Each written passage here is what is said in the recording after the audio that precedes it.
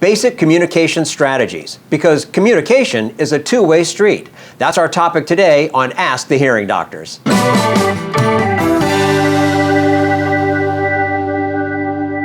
Hi, I'm Jim Cuddy, and this is Ask the Hearing Doctors, and I'm joined today by Dr. Anna Anzola, Dr. Wendy Thorne, doctors of audiology, with Hearing Doctors, the Washington, D.C. area's highest-rated audiology practice with over 1,500 five-star reviews. Anna, Wendy, thanks for having us back. Thank you.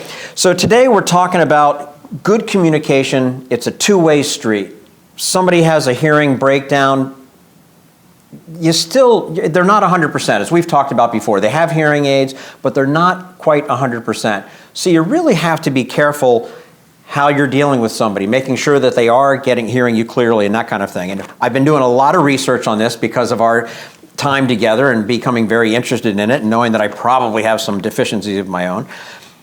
So some of the things I'd like to talk about, and this seems obvious, avoiding or reducing noise. Of course you should do that, but what are some of the ways that people should look to do that when you're dealing with somebody that has hearing loss? Sure. So one of the things that we talk about is getting somebody's attention, tapping them on their shoulder, making sure that that the conversation is with them, not with somebody else. Yeah, and it's also important to make sure the lighting in the room is bright. You don't want to, having a dim light, it's going to be hard for that person to be able to read your lips and your body language. Mm-hmm. Sitting in a nice room with carpeting, good acoustics, a place where you can actually see the face and get the facial expressions. We get so much with our eyes. So going into a restaurant, some restaurants are going to be better than others. Do you just avoid restaurants altogether? I mean, how do you deal with that? God, I hope not. I mean, a big part of it, a big part of it too is finding a good time. So if you know that this restaurant, the rush hour is 5 to 8, going before or after when it's kind of started to die down a little bit. Yeah, or don't just ask for a table. I would prefer that they would ask for a booth with a high back. The sound is a little bit more protected. Sit closer to the person that you really want to interact with. I think it's so important. Well, I've been in situations with somebody that has hearing loss. They have a hearing aid, and they actually feel better taking them out in those instances because of all the other room noise that they're picking up. Yeah. That doesn't seem like it makes a lot of sense that they would have to do that. Perhaps they have the wrong technology. So if they're very active, we like to find out up front what type of activities they do so that we can better match the technology, their hearing loss, their hearing needs, and perhaps ask the family to come in and participate because this is a family event, not just the individual. All right, here's another one. Let's say you're going on vacation and you're going to be in the car for several hours, or even it could even be a short jaunt for that matter. What are some of the factors there you have to be careful with when you're dealing with somebody that's in the car with you that has hearing loss? Sure. So we talk about improving the acoustics, not just in a restaurant or at home, but also in the car. You have the windows, if you have a sunroof, perhaps close it, reduce the volume of the radio. That should help. All right. Now, I've often heard emphasize the visual.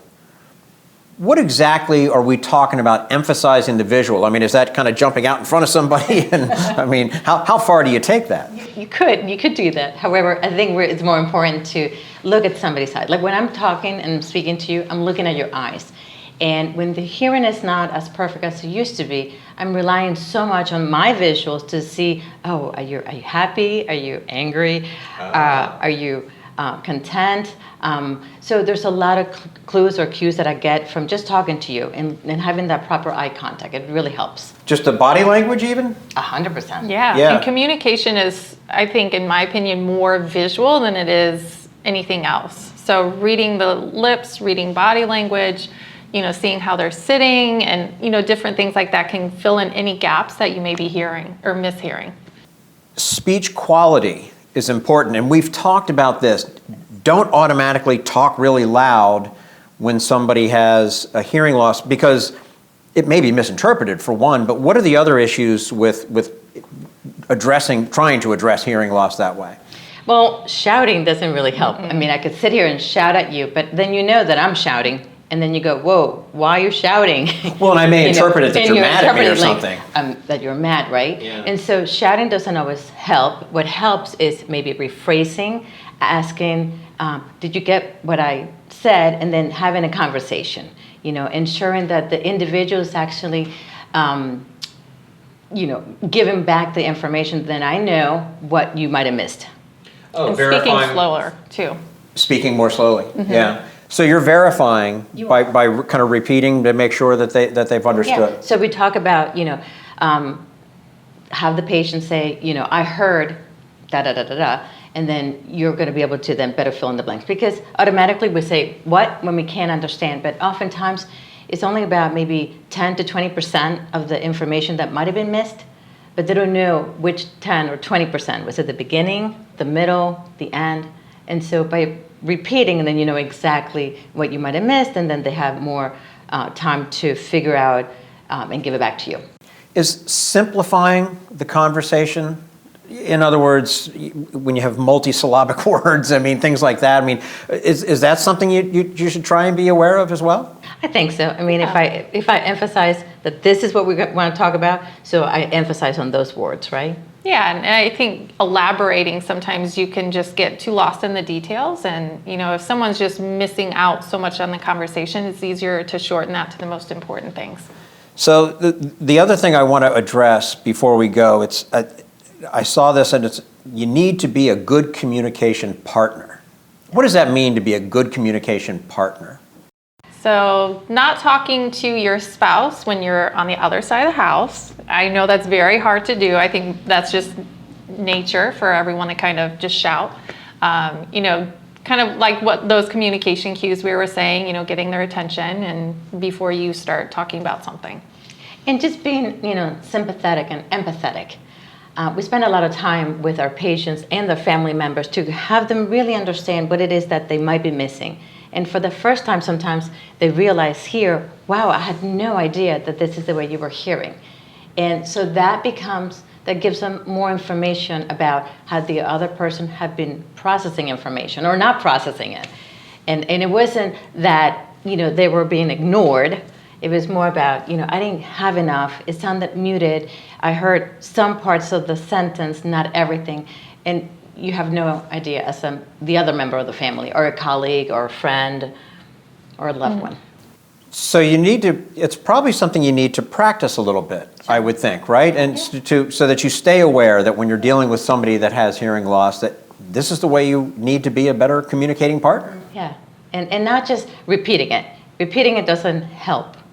It's more rephrasing it, asking to verify, did you get that information? Are we okay? Are we on the same page? And I think that going back and forth makes the other person have the confidence that they need to have.